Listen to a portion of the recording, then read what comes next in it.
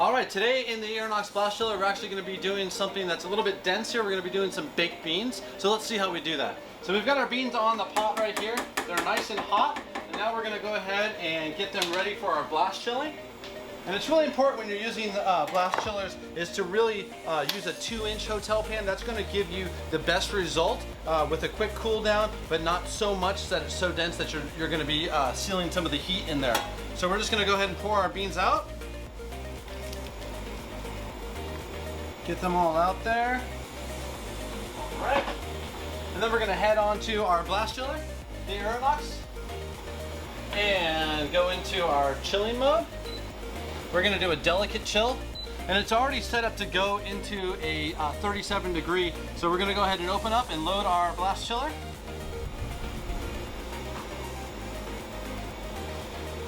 And you can see that the Irinox has a integrated probe here that we can put right into our beans. So we're actually going to temp the temperature of our beans throughout the process.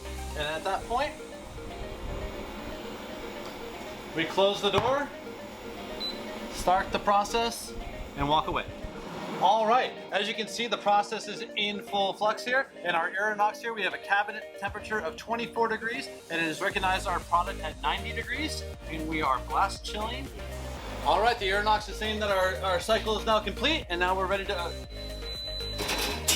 unload our beans from the blast chiller.